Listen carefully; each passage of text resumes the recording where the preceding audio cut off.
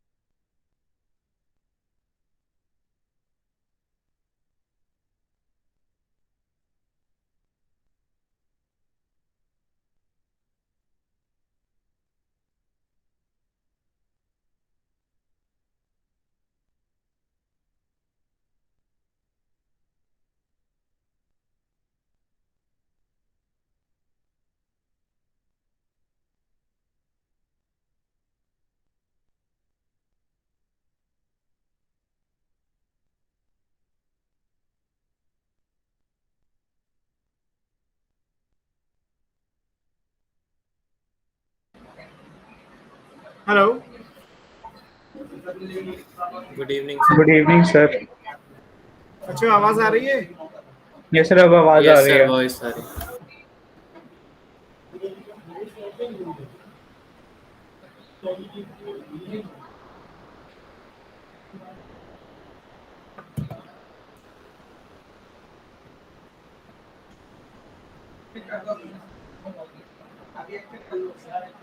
Hello hello. Yes sir. Yes we are able to hear you.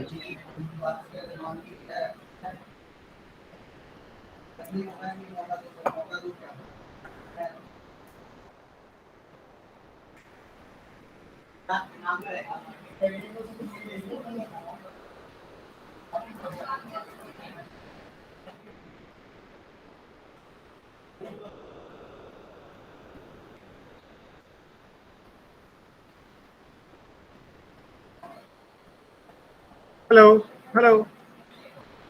Yes sir, you are Audible.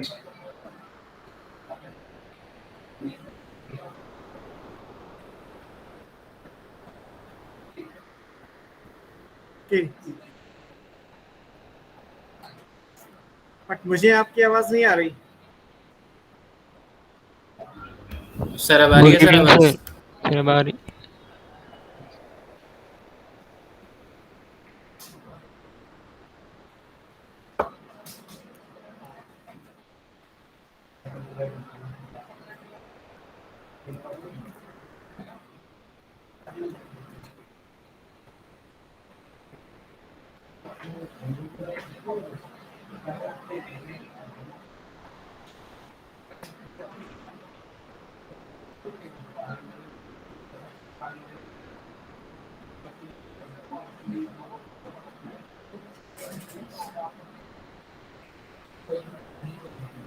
देखना अंकित sir, आवाज नहीं आ रही।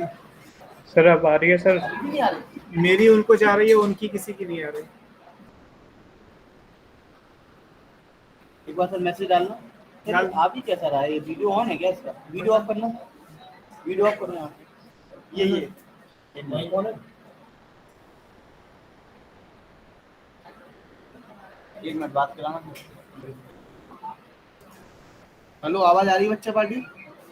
Yes yes sir, sir. आवाज आ रही है। आप हमें सुन पा रहे हैं? Yes sir, yes sir. दोबारा से कर लेते हैं। वो सुन पा रहे हैं, उनकी किसी की आवाज नहीं आ रही। बेटा आप लोगों की आवाज नहीं आ रही है। एक मिनट रुकना सर, दोबारा से कर हेलो लेते सर, आवाज आ रही है सर? हैं।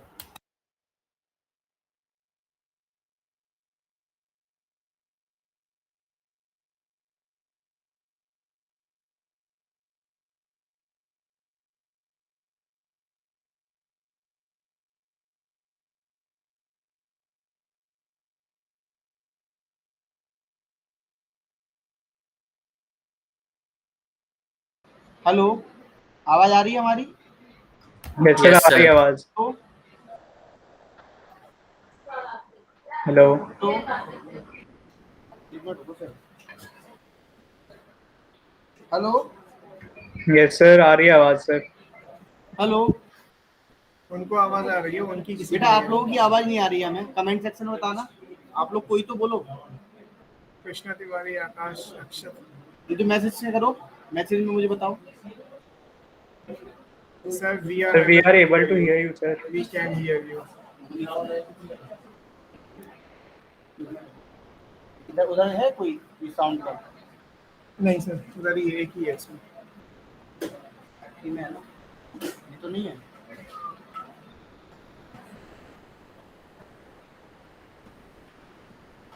हेलो, अब आवाज आ रही है?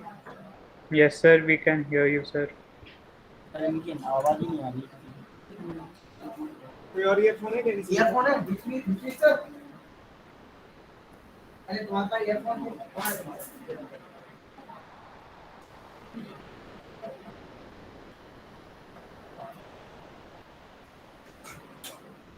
काम सुन जाएगा। मुझे लगा इसी में आवाज आती है।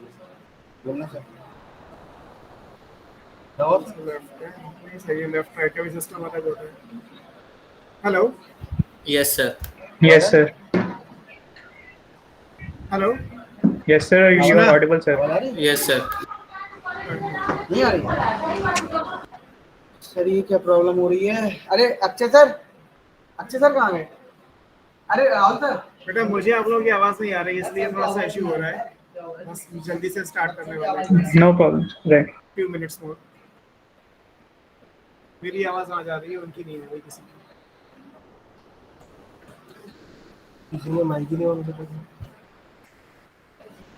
एक बार ये क्या प्रॉब्लम हो रही है? सर आपकी आवाज आ रही है। होता है, आपकी भी वॉइस नहीं आती है। नहीं। अरे अक्षय सर आवाज क्यों नहीं आ रही है यार? पूरी बच्चों की आवाज ही नहीं आ रही है, सर की आवाज जा रही है वहाँ। तो दूसरा लगाओ ना, एक ही लगा सकते हैं। दूसरा लगाया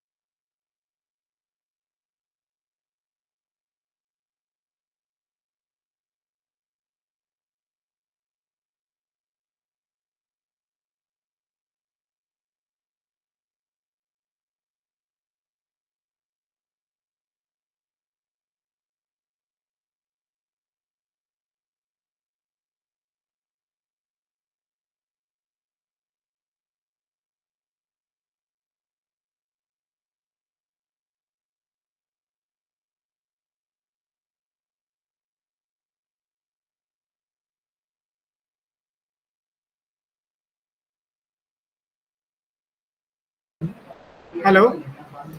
यस सर। Yes sir. तो वैसे भी दोनों ओके, सर आपकी आवाज आ रही है। चलो। मुझे नहीं आ रही थी एक्चुअली, फिर यही होता कि आप लोग कुछ पूछोगे और मुझे पता ही नहीं चलेगा। वैसे तो क्लास यस Yes. सर। हो ही सकती है।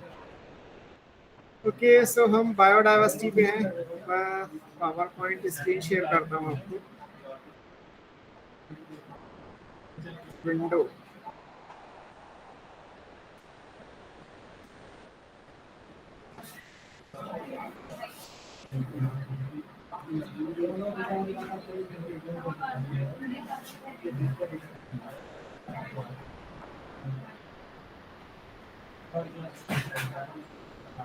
राहुल सर देखना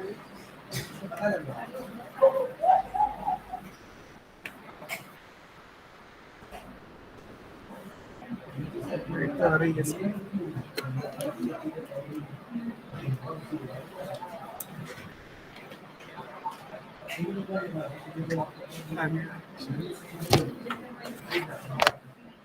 ओके, सो हम पढ़ रहे हैं बायोडाइवर्सिटी। कितना करा दिया था मैंने?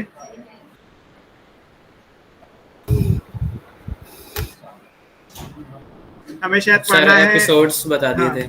हाँ, मास एक्सटेंशन जो 6 वाला है वो करंटली प्रोग्रेस में है।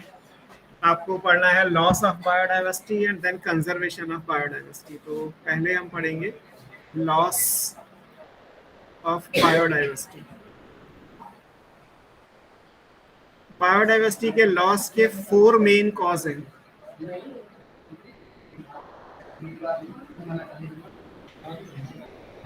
और क्योंकि लॉस हो रहा है तो उसके हिसाब से इन्हें बोला जाता है इविल, और 4 हैं तो quartet. So they are called evil quartet, मतलब 4 चीजें ऐसी है जिनकी वजह से बायोडाइवर्सिटी को नुकसान हो रहा है, तो इनको आप इविल क्वाड्रेट के नाम से जानते हैं। अब ये कौन कौन से हैं? अच्छा, ये सीरीज में है, ये भी याद रखिएगा। और चारों कॉज हमारी वजह से है, मतलब सब जो है वो ह्यूमन की वजह से है। तो ये भी चीज़ इंपॉर्टेंट है कि इसके लिए रिस्पॉन्सिबिलिटी सिर्फ ह्यूमन की है। पहला कॉज और जो सबसे इम्पोर्टेंट है, अगर हम फर्स्ट कॉज की बात करें तो वो है सर सिर्फ ह्यूमन की क्यों है?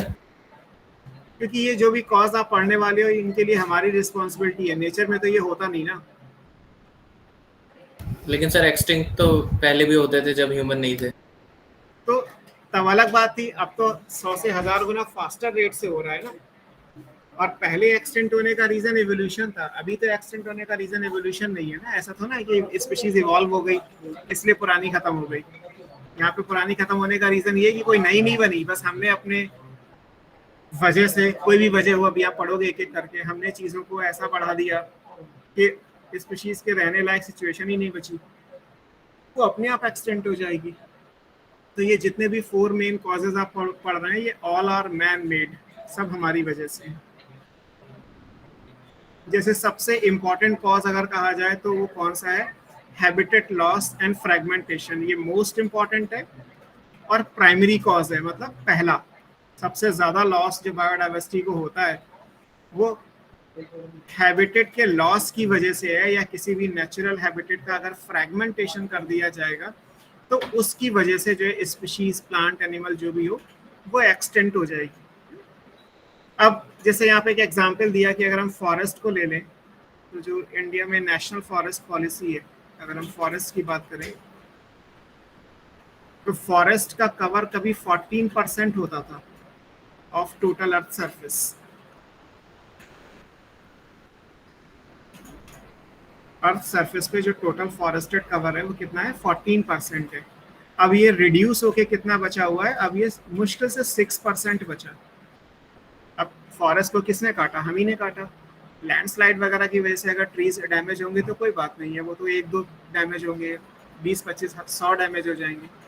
पूरे जंगल काटने का काम किसने किया? वो हमने किया।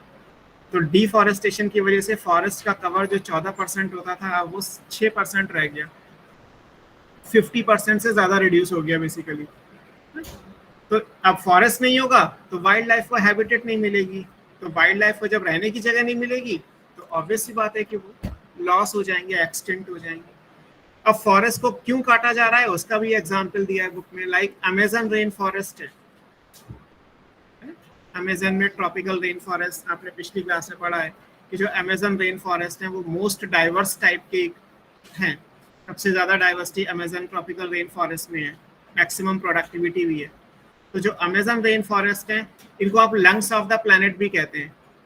आगे आप पढ़ोगे कि जो 20% ऑक्सीजन है अर्थ के एटमॉस्फेयर में, ऐसा माना जाता है कि वो ऑक्सीजन अमेजन रेन फॉरेस्ट से आती है, क्योंकि इनका मास ज़्यादा है, फोटोसिंथेसिस का रेट ज़्यादा है, तो 20% एटमॉस्फेयर की ऑक्सीजन केवल यहाँ से आती है, इसलिए इनको लंग्स ऑफ द प्लैनेट बोला जाता है।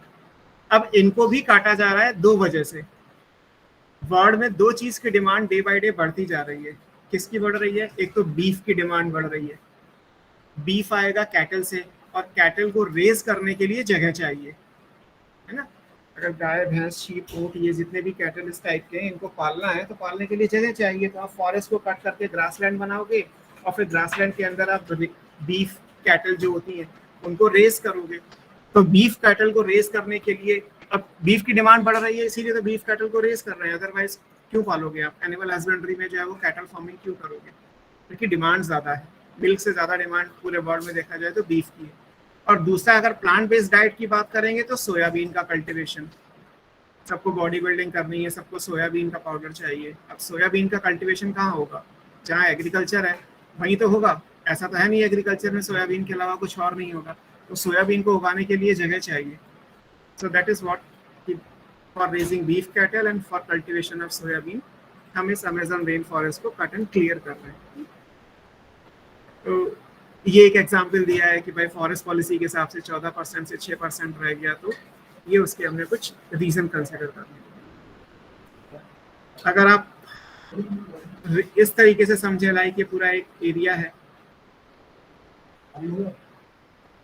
सर वो अभी भी कट किए जा रहे हैं अमेज़न रेन फॉरेस्ट। और क्या, जंगल को काट काट के किनारे किनारे खेती करना शुरू कर दिया और हर साल थोड़ा थोड़ा काट लेते हैं।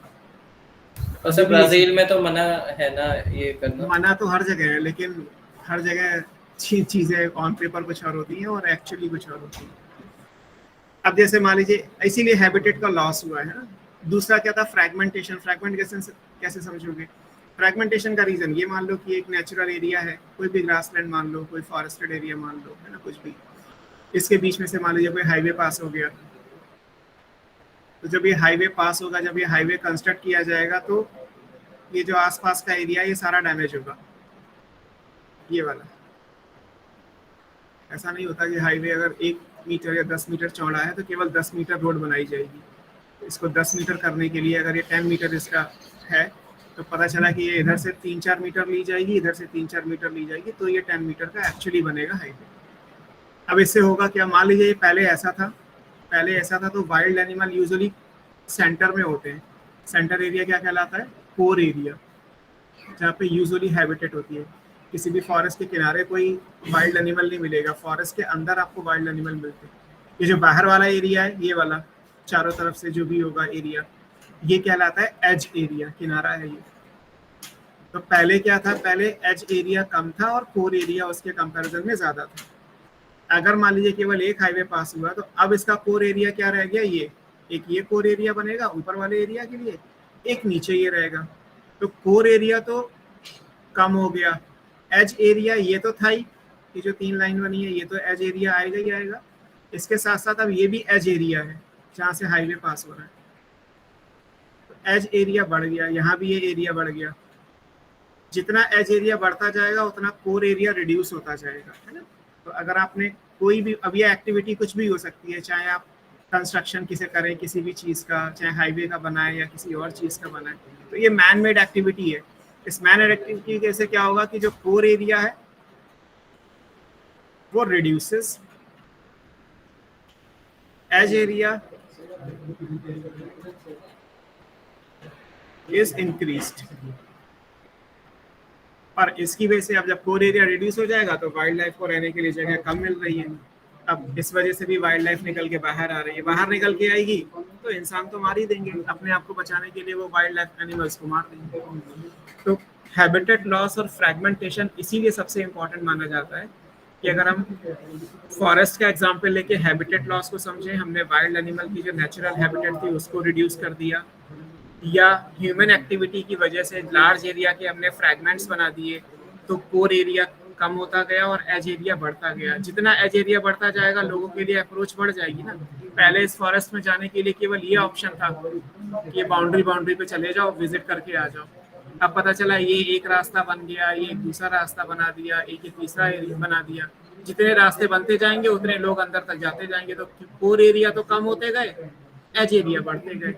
इस वजह से भी हैबिटेट लॉस होता है। तो जो मोस्ट इम्पॉर्टेंट या प्राइमरी कॉज कहलाता है वो यही है। This is called habitat loss and fragmentation. Clear? Now second cause की बात करें। सर कोर एरिया वही है ना जहाँ पे ग्रेजिंग करते हैं वो? हाँ, कोर एरिया वो है जहाँ पे एनिमल की नेचुरल हैबिटेट है।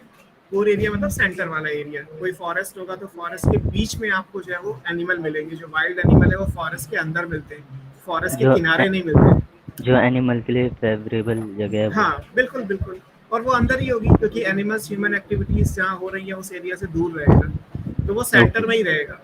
अब सेंटर से ही कोई अगर जगह बना दोगे आप, तो फिर वो अब जो नए प्लॉट्स बने हैं, जो नए टुकड़े हो गए, अब वो उनके कोर एरिया में जाएगा।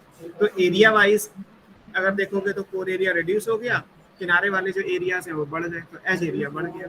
रिजल्ट ये हुआ कि बायोडाइवर्सिटी का लॉस यहाँ पे हो गया, तो इसलिए ये इम्पोर्टेंट। सेकंड,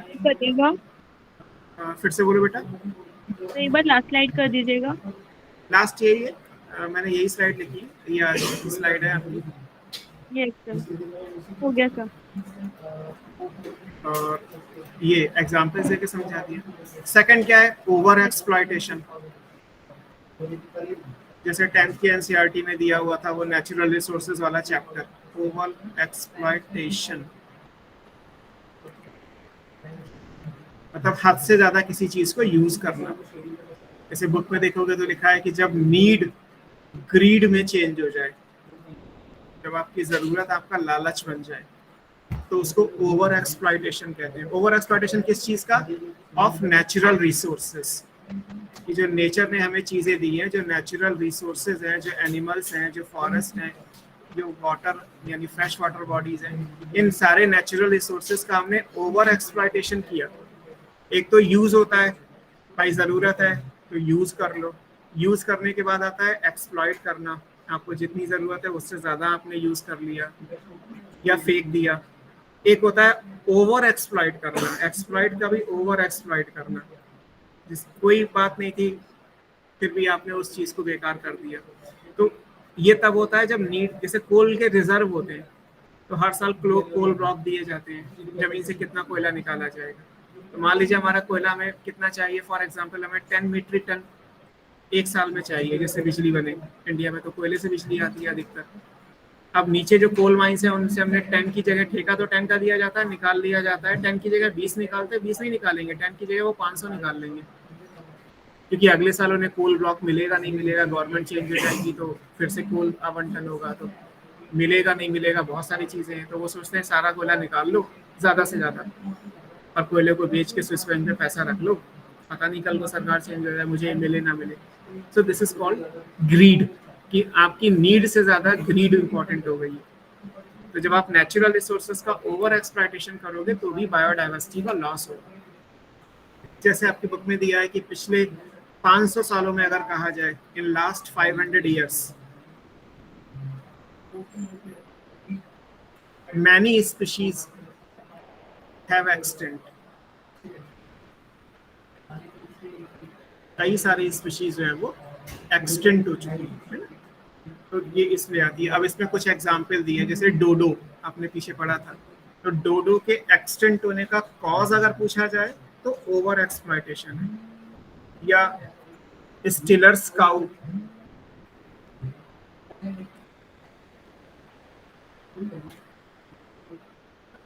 पैसेंजर पिजन, जो संदेशवाहक कबूतर हुआ करते थे मुगलों के टाइम पे, एक जगह से दूसरी जगह मैसेज कन्वे करने के लिए यूज करते थे, है ना। तस्मानियन वुल्फ, इवोल्यूशन वाले चैप्टर में भी इसका इमेज बना हुआ है। तो ये ऐसी चीजें हैं जिनका ओवर एक्सप्लॉयटेशन किया गया, और क्योंकि ओवर एक्सप्लॉयटेशन किया गया है तो इसलिए प्रॉब्लम आएगा ही आएगा।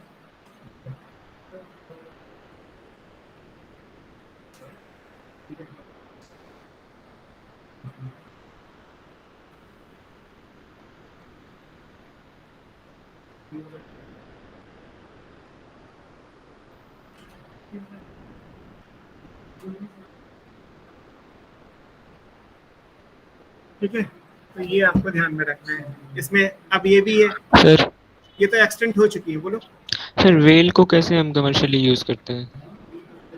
रेल को मतलब ट्रेन? सर वेल, वो मरीन वेल फिश। अच्छा, वेल्स को कैसे करते हैं? वेल के भी बहुत सारे प्रोडक्ट्स होंगे जो अब कुछ लोग मीट की फॉर्म में भी यूज करते होंगे, कुछ और बॉडी प्रोडक्ट्स होंगे, उसके बॉडी पार्ट्स होंगे जिनको तो देखना पड़ेगा, क्योंकि इंडिया में तो ये चीज़ है नहीं। और कंट्रीज में वेल को कमर्शियली यूज किए जा रहे हैं, वो अलग चीज़ है। तो मरीन फिश भी एक्सटेंट हो रहे हैं ना, इसलिए तो। हाँ, मरीन फिश हो रहे हैं। मरीन फिश में जैसे मरीन कोकोट्स हैं, वो एक्सटेंट हो रहे हैं, बिकॉज उनको तो फिशरीज में लोग खाने में यूज करते ही है ना। बहुत सारी जो मरीन फिश पॉपुलेशन है वो लिख सकते हो, marine fish population around the world. ये ओवर हार्वेस्टेड है, मतलब जितनी जरूरत है उससे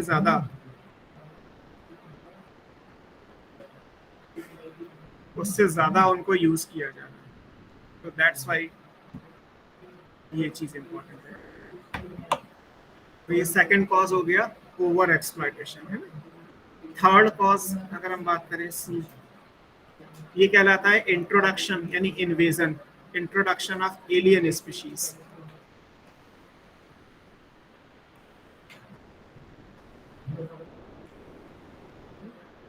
एक्सोटिक, एलियन को आप एक्सोटिक भी कह सकते हैं, बाहर की।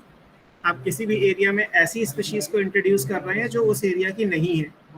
अब पता चला आपने इंट्रोड्यूस तो कर दी, लेकिन वो कॉम्पिटिटिवली सुपीरियर निकली, तो जो आपकी नेटिव स्पीशीज है वो सारी खत्म हो जाएंगी। आप तो जो बाहर से चीज लेके आ रहे हो वो ये लेके आ रहे हो कि यार ये अच्छा है, कोई ना कोई आपका पर्पस होगा जो आप बाहर से किसी एक्सोटिक या एलियन स्पीशीज को अपने यहाँ लेके आ रहे हो।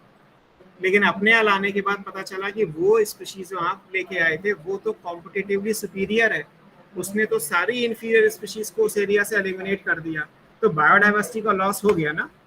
अगर एलियन स्पीशीज का इंट्रोडक्शन करोगे then it may result in, आप कह सकते हो एक्सटेंशन, क्योंकि हम एक्सटेंट ही पढ़ रहे हैं, extension of indigenous species.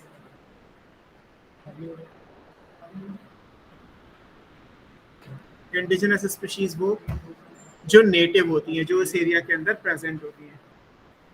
Hemraj जी पानी ला देना। ये इंडिजिनस स्पीशीज है वो। सर ये सब चीजें जो हम पढ़ रहे हैं ये हमें पता है, तो हमने क्या कुछ बंद कर दी हैं? ये बहुत सारी चीज़ों पर रेगुलेशन, गवर्नमेंट क्या करती है, रेगुलेशन करती है। इंडिया या बाकी भी कंट्री का यही हाल है, इंडिया का तो स्पेशली यही है। जब तक लोग नहीं सुधरना चाहेंगे कौन सुधरेगा? Public participation is must. आप इस चैप्टर के लास्ट में पढ़ोगे, जब तक पब्लिक पार्टिसिपेशन नहीं इंक्रीज करोगे तब तक ये चीज़ें नहीं आती। अब किसी को फिश पसंद है, आप उससे कह दो फिशेस मत खाओ, तो और बुरा मान के बैठ जाएगा कि सीख देने की, ज्ञान बांटने की क्या ज़रूरत है, पैसा मैं खर्च कर रहा हूँ। तो यहाँ अलग मीनिंग है, इंडिया का हाल अलग तरीके से है। सो एक एग्जाम्पल देख लेते हैं, जैसे नाइल पर्च है। नाइल पर्च आपको, अगर आपको याद हो तो मैंने उसी में पढ़ाया था आपको कंपटीशन में, ऑर्गेनिज्म एंड पॉपुलेशन में। तो नाइल पर्च कहाँ इंट्रोड्यूस की गई है? ये इंट्रोड्यूस किया गया लेक विक्टोरिया में। विक्टोरिया लेक है ना? विक्टोरिया लेक आपको कहाँ मिलेगी? East Africa. तो ईस्ट अफ्रीका की एक विक्टोरिया लेक के अंदर नाइल पर्च को इंट्रोड्यूस किया गया। लेकिन इसका रिजल्ट ये हुआ कि इस नाइल पर्च का रिजल्ट ये हुआ कि इसके आने की वजह से जो इस लेक विक्टोरिया में 200 स्पीशीज थी, किसकी? चिचिल्ड फिश की, ये एक्सटेंट हो गई। मतलब एक को लाने की वजह से आपने 200 स्पीशीज एक्सटेंट कर दी उस लेक में। आज की डेट में इस लेक को ग्रेवयार्ड ऑफ फिशेस कहा जाता है, क्योंकि 200 स्पीशीज एक लेक से एक्सटेंट हो गई because of the introduction of one species which is Nile perch.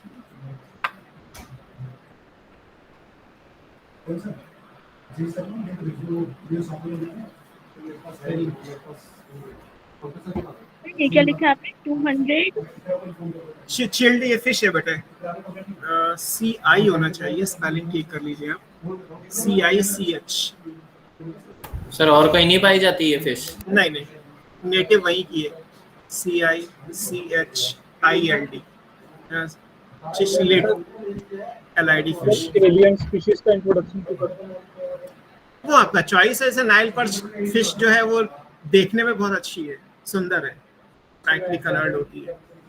तो गवर्नमेंट को लगा कि भाई इंट्रोड्यूस कर देते हैं तो इसकी वजह से थोड़ा सा टूरिज्म बढ़ जाए, या कोई भी रीज़न रहा होगा। अलग अलग जगह अलग अलग रीज़न होते हैं, कई बार गलती से हो जाता है। अभी दूसरा एग्जाम्पल देख लीजिए, एक गलती इतनी भारी पड़ गई कि कोई सोल्यूशन ही नहीं निकला आज तक उस बात का। ये तो खैर जूलॉजी का है, ऑब्वियसली बात है, जूलॉजी में ज़्यादा मैं आपको एक्सप्लेन कुछ कर नहीं सकता। अगर हम प्लांट्स की बात करें तो देयर आर 3 प्लांट। एक पार्थीनियम है, हम पहले भी पढ़ चुके हैं इसके बारे में, पार्थीनियम हिस्टोफोरस।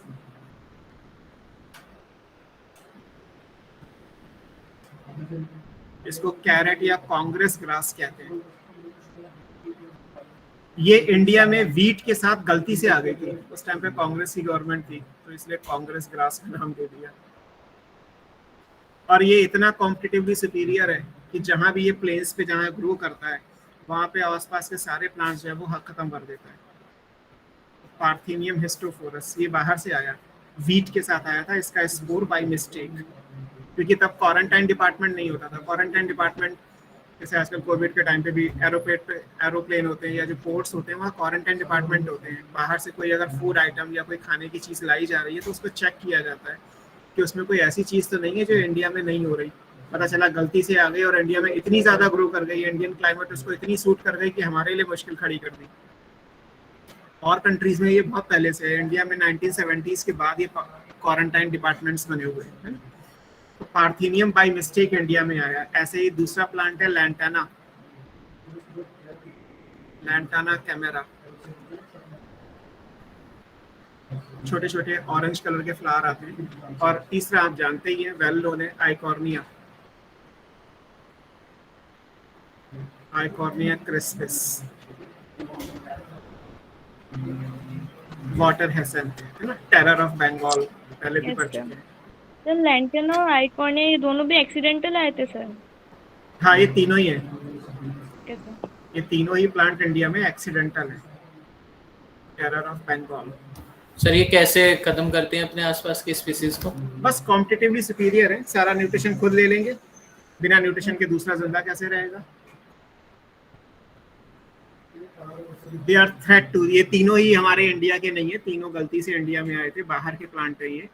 आने के बाद इंडियन क्लाइमेट इनको इतनी सूट कर गई कि अब ये इंडिया में हर जगह दिखाई देते हैं। अच्छा, इंटरेस्टिंग चीज ये भी है कि तीनों आपस में कॉम्पीट नहीं करते। पार्थीनियम प्लेन्स पे ग्रो करता है, दिल्ली आसपास के एरिया में आराम से दिख जाएगा, सड़क किनारे देखोगे तो भी मिल जाएगा। लैंटाना हिली एरियाज में ज्यादा ग्रो करता है, आप देहरादून जाइए रास्ते से तो आपको दोनों तरफ पहाड़ों पे लैंटाना लैंटाना ही नजर आएगा। आइकॉर्निया फ्रेश वाटर बॉडी में ग्रो करता है, मतलब जहाँ लैंटाना है वहाँ आइकॉर्निया पार्थीनियम नहीं हो सकते, जहाँ पार्थीनियम है वहाँ पे लैंटाना आइकॉर्निया नहीं हो सकता, जहाँ आइकॉर्निया है वहाँ पे लैंटाना और पार्थीनियम नहीं आ सकते। तो तीनों का आपस में कोई कॉम्पिटिशन नहीं है, तीनों ने अलग अलग एरिया को कॉलोनाइज किया और इस तरीके से किया कि जो इंडिजिनस स्पीशीज थी उन सबको थ्रेट खड़ा हो गया, तो सबको नुकसान होना शुरू हो गया। तो ये भी एक एग्जाम्पल दे दिया। ऐसे ही अभी कुछ दिन पहले भी आया था, हालांकि जब कुछ दिन पहले न्यूज़ में आया तो मुझे तो पता ही है, तो 12th की NCERT का है, नया क्या है, लेकिन न्यूज़ वालों के लिए तो कोई भी साइंस की न्यूज़ नई हो जाती है। Again back to fish, cat fish बड़ा पॉपुलर है फिश में, अफ्रीकन कैटफिश। अफ्रीकन कैटफिश कौन सी होती है? क्लैरिस, इसका जूलॉजिकल नेम लिखोगे तो क्लैरियास। ये हमने इंट्रोड्यूस कर दी क्योंकि भाई अफ्रीका की है कैटफिश, होता है ना, ये जो लोग कैटफिश को एज ए फूड कंज्यूम करते हैं उनके लिए बड़ा इंपॉर्टेंट है। यार ये तो अफ्रीकन है, ये तो विदेशी है, भले कुछ टेस्ट आए ना आए, I don't know, I am vegetarian, but फिर भी डिमांड है अफ्रीकन कैटफिश। इंट्रोड्यूस तो कर दी आपने फ्रेश वाटर बॉडी में, पता चला जो हमारी इंडिजिनस कैटफिश है जो इंडियन रिवर्स में होती है उसके लिए ये प्रॉब्लमेटिक हो गई। Threat to indigenous catfishes in river.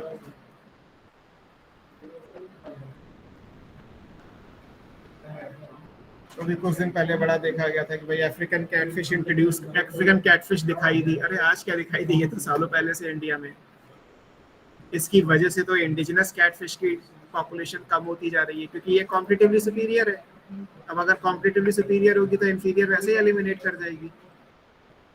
ये तीनों ये जो एग्जाम्पल्स लिखे हैं इस पेज पे, ये तीनों ही जो है वो एलियन स्पीशीज या एक्सोटिक स्पीशीज के इंट्रोडक्शन को शो करते हैं। ये चार ऑप्शन सीरीज में नहीं है, लेकिन पहला वाला जो है वो पहले नंबर पे ही आएगा, है ना। इन चार कॉज है, चौथा भी हम डिस्कस करेंगे। तो इन 4 को ऑप्शंस में देखे नीट में ये तो पूछा गया कि which one of the following is a most primary या important cause for biodiversity loss. तो जो पहले नंबर पे लिखा है हैबिटेट लॉस एंड फ्रैगमेंटेशन, वही आंसर है। लेकिन ऐसा नहीं है कि जो ओवर एक्सप्लॉयटेशन है वो सेकंड नंबर पे आएगा, या एक्सोटिक स्पीशीज का इंट्रोडक्शन थर्ड नंबर पे होगा, या चौथा आप पढ़ने वाले हैं दैट इज कॉल्ड को एवोल्यूशन, और उसकी वजह से को एक्सटेंशन हो जाएगा। एक साथ एक्सटेंट हो जाना क्या कहलाएगा? को एक्सटेंशन कहलाएगा। सर वो कैटफिश, अफ्रीकन कैटफिश, हमारी कैटफिश जो है हमारी रिवर में, उसके लिए क्यों खराब है? कॉम्पिटिटिवली सुपीरियर है, खराब होने का कुछ नहीं होता। सर मतलब कैसे? क्लास में 2 बच्चे पढ़ने वाले अच्छे हैं, मैं एक बच्चा कोई बाहर से लेके आ गया, तो जो हमारी क्लास में मेरा बच्चा है जो बाहर से लाया वो तो बाहर का ही कहलाएगा ना, वो हमारा तो ना हो जाएगा। पता चला उस बाहर वाले की वजह से हमारे जो अच्छे बच्चे हैं वो परफॉर्म कर नहीं पा रहे, तो नुकसान किसका हुआ? कंट्री वाइज या क्लास वाइज मेरा ही तो नुकसान हुआ ना, मेरे ही बच्चे नुकसान हुए। ये रीजन है। उसने ऐसा नहीं कि कोई मार दिया, बस सुपीरियर है तो इन्फीरियर एलिमिनेट होगी। कॉम्पिटिटिव एक्सक्लूसिव प्रिंसिपल के हिसाब से ये चीज रूल में आती है, इसलिए इस वजह से वो फूड ज़्यादा कंज्यूम कर सकता होगा और प्रेडेटर उसके लिए अवेलेबल नहीं होगा इंडियन ओशन या हमारी फ्रेश वाटर में। कोई भी हो सकता है, इसका रिप्रोडक्टिव रेट ज़्यादा हो सकता है इसका कॉलोनाइजेशन का रेट ज़्यादा हो, सारे एरिया को डोमिनेट करने का तो कोई भी रीज़न हो सकता है। डोमिनेट आप बुद्धि से भी कर सकते हैं, बल से भी कर सकते हैं, तो सेम सिचुएशन है। ये इस तरीके से है कि हमारी इंडिजिनस को प्रॉब्लम होने लगी है तो एक्सटेंट भी हो जाएगा आगे, है ना। अभी तो केवल प्रॉब्लम ही हो रही है, अभी ऐसा नहीं कि इंडिजिनस कैटफिश को एक्सटेंट हो गया, उसे थ्रेट हो गया है ना। उसकी वजह से हमारी अपनी कैटफिशेस की जो पॉपुलेशन है वो डिक्लाइन कर रही है। तो हो सकता है इसी स्पीड से ये काम होता रहा तो आने वाले टाइम पे इंडिजिनस कैटफिश खत्म हो जाए, अफ्रीकन कैटफिश इंडिया में रह जाए। ये चीज़ है ना। चौथा कहलाता है को एक्सटेंशन। को एक्सटेंशन कुछ इस तरीके से है कि मजबूरी वाली बात है कि अगर मान लीजिए दो स्पीशीज है, एक ए स्पीशीज है और एक बी स्पीशीज है, दोनों में इवोल्यूशन एक साथ हुआ, को इवोल्यूशन हुआ, एक साथ इवॉल्व हुई है। अब एक साथ अगर इवॉल्व हुई है तो कोई एक स्पीशीज अगर एक्सटेंट होगी तो दूसरी भी हो जाएगी, ये अपने आप हो जाएगी, ये भी एक्सटेंट होगी। Extension of one result in the extension of other, क्योंकि दोनों एक दूसरे पे डिपेंडेंट हैं। ये दोनों एक दूसरे से रिलेट कैसे कर रही हैं? ऑब्लिगेटरी मैनर में, ऑब्लिगेशन है। जैसे मान लीजिए आपने लाइकेन पढ़ा, लाइकेन में आपने पढ़ा कि एल्गी और फंगी का एसोसिएशन है। अब मैं क्या आपसे ये कहूँ कि लाइकेन में जितनी फंगी है वो एक्सटेंट हो गई, तो क्या एल्गी सर्वाइव करेगी? नहीं करेगी, वो भी मर जाएगी।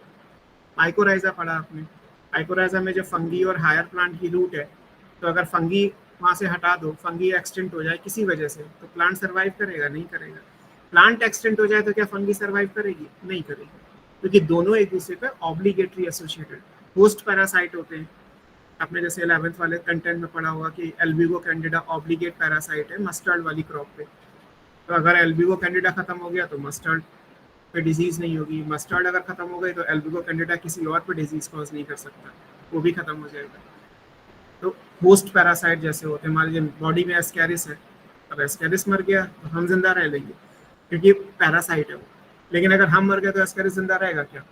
नहीं रह सकता। प्लांट पॉलिनेटर आपको मैंने पढ़ाए थे, जहाँ पे एक प्लांट और उसका फिक्स पॉलिनेटर है, यक्का का प्रोनोबा मॉथ के साथ, फाइकस का फीमेल वेस्ट के साथ, है ना, या मेल कॉल्पा का ऑर्किड के साथ। तो आपने ये पढ़े हैं, प्लांट पॉलिनेटर म्यूचुअलिज्म पढ़ी है।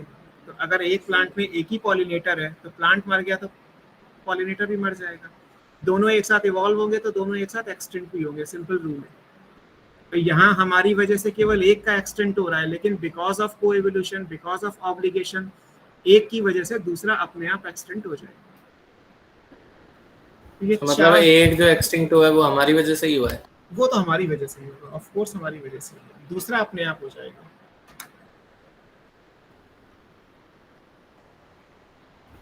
नॉर्मल एक्सटिंक्ट हुआ सर एक, तो फिर दूसरा भी तब भी तो हो जाएगा? तब भी हो जाएगा, लेकिन आज की डेट में कोई नॉर्मल एक्सटेंट हो ही नहीं रहा ना। जो एक्सटेंट हो रहे हैं वो हमारी वजह से हो रहा है। एक्सटेंशन अगर 10, 15, 20, 50, 100 सालों में हो रहा है तो हमारी वजह से हो रहा है। एक्सटेंशन अगर 5000, 10,000, 50,000 सालों में हो रहा है तो नेचर की वजह से होगा। तो पहले जो इतने एक्सटेंशन हुए वो नेचर की वजह से हुए, नेचुरल कैलामिटीज़ हो या अर्थ जो चेंजेस हुए, क्लाइमेटिक चेंजेस, उन सब की वजह से हो। तो इसीलिए जो प्रीवियस 5 एपिसोड्स हैं वो नेचुरल एक्सटेंशन के हैं। जो 6th वन है वो मास एक्सटेंशन है, वो हमारी वजह से, इसलिए ये चीज़ है। Okay sir. ये इविल कॉर्पोरेट कहलाते हैं। सर होस्ट स्पेसिफिक पैरासाइट तो नहीं आएगा ना इसका एग्जांपल? इसमें भी आएगा, होस्ट पैरासाइट आएगा। सारे एग्जाम्पल नहीं आएंगे, कुछ आ जाएंगे। होस्ट पैरासाइट आ सकता है, प्लांट पॉलिनेटर आ सकता सर है। पैरासाइट एक्सटिंक्ट हो गया तो होस्ट क्यों एक्सटिंक्ट होगा? क्योंकि कई बार ऑब्लिगेशन होता है कि वो पैरासाइट उसी होस्ट पर डिजीज कॉज कर सकता है, और कई बार होस्ट जो है वो उसी पैरासाइट पे कॉज कर सकता है, मतलब होस्ट उसी पैरासाइट के साथ सर्वाइव कर सकता है। सर और होस्ट जो के लिए तो अच्छा ही म्यूचुअल हुआ ना, वो पैरासाइट चला गया। अच्छा तो है, लेकिन कई बार बाकी चीजें भी मैटर करती हैं, और इस केस में एक तो एक्सटेंट हो ही सकती है। म्यूचुअलिज्म या सिम्बायोसिस भी इसी में आएगा। एस्केरिस वाला एग्जांपल है, खाली सिर्फ जो एस्केरिस होगा पैरासाइट उसकी ही होगा कोई एक्सटेंशन। हाँ, एस्केरिस वाले में हमारी डेथ नहीं होगी, एस्केरिस की डेथ होगी। हाँ, हमारी हुई तो एस्केरिस को नुकसान होगा। अगर मान लीजिए हम तो नहीं एक्सटेंट कभी होंगे, बिकॉज ह्यूमन तो अपने बारे में पहले सोचता है। आप कोई और एग्जांपल ले लो, कोई और एलिमेंट ले लो जिसपे कोई दूसरा इंसेक्ट या कोई पैरासाइट है जो डिजीज कॉज करता है, तो अगर वो एनिमल एक्सटेंट स्पीशीज हुई तो उस पर जो डिपेंडेंट पैरासाइट है वो भी एक्सटेंट हो जाएंगे। होस्ट पैरासाइट वन वे है, उसमें फिक्स है कि extension of host lead to the extension of parasite. अगर होस्ट एक्सटेंट होगा तो पैरासाइट एक्सटेंट होगा, उल्टा नहीं हो सकता। प्लांट पॉलिनेटर म्यूचुअलिस्टिक होता है, इसलिए वहां पे किसी भी एंगल से आप देख सकते हो। यक्का खत्म हुआ तो प्रोनोवा मॉथ खत्म हो जाएगा, और अगर प्रोनोवा मॉथ खत्म हुआ तो यक्का का प्लांट एक्सटेंट हो जाएगा। सर सोशल एनिमल्स का एक्सटिंक्ट होने का चांस कब सबसे कम है? सबसे कम है। शेयरिंग इज केयरिंग वाली बात, आपने शेयर करने की हैबिट है तो आप उसी हिसाब से केयर भी करते हो। केयर करोगे तो एक्सटेंशन के रेट कम हो जाएंगे, है ना। जितना ज़्यादा रिजिडिटी होगी उतना एक्सटेंशन का रेट बढ़ जाएगा। Yes sir. सो ये 4 चीज़ें हो गई, दीज आर इवल कॉर्पोरेट, जिनकी वजह से बायोडाइवर्सिटी का लॉस हो रहा है। अब अगर लॉस हो रहा है तो ऑब्वियस सी बात है हम बायोडाइवर्सिटी को बचाएंगे। सो अब नेक्स्ट टॉपिक जो हमारा आएगा वो है बायोडाइवर्सिटी कंजर्वेशन। बायोडाइवर्सिटी को आप कंजर्व कैसे करोगे? अब इस कंजर्व में सबसे पहले आता है कि कंजर्व करने का रीजन बताओ। मान लीजिए मैं आपसे कहूँ कि बायोडाइवर्सिटी को कंजर्व करना है, तो आप कहोगे सर मुझे क्या मिलेगा? ऑफ कोर्स जितने भी पब्लिक या हैं लोग हैं उनको सबसे पहले रीजन चाहिए, रीजन फॉर बायोडाइवर्सिटी कंजर्वेशन। क्यों हम बायोडाइवर्सिटी को कंजर्व करें, हमें पहले ये बताओ। पैसे तो मिल नहीं रहे, पैसे मिले तो काम कर देंगे, पैसे तो मिल नहीं रहे, बिना पैसे के काम क्यों करेंगे? तो गवर्नमेंट की पॉलिसीज में ये भी देखा गया कि बायोडाइवर्सिटी कंजर्वेशन के जब तक रीजन लोगों को नहीं दोगे वो बायोडाइवर्सिटी को कंजर्व करने में पार्टिसिपेट नहीं करेंगे। अब ये रीजन 3 तरीके से हो सकते हैं। कुछ तो ऐसे हैं जो नैरो यूटिलिटेरियन है, जिनकी यूटिलिटी नैरो है ना, narrow utilitarian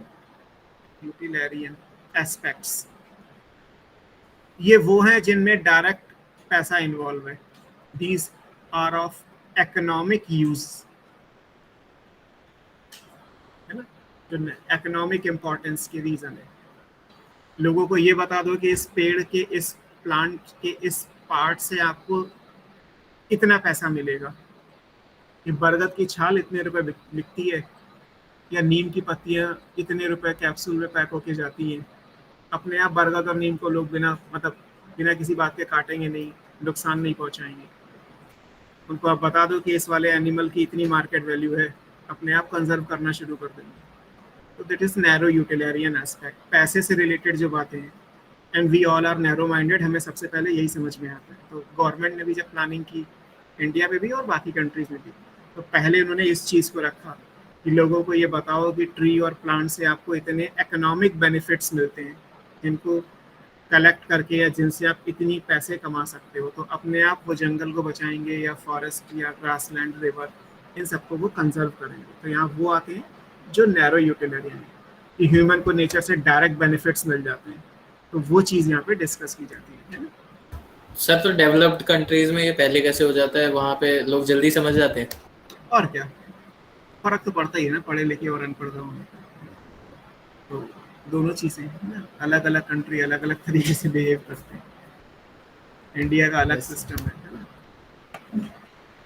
narrow utilitarian aspect में जैसे कुछ एग्जांपल ले सकते हो, लाइक प्लांट से हमें पेपर मिलता है, पेपर हो गया, रेजिन हो गया।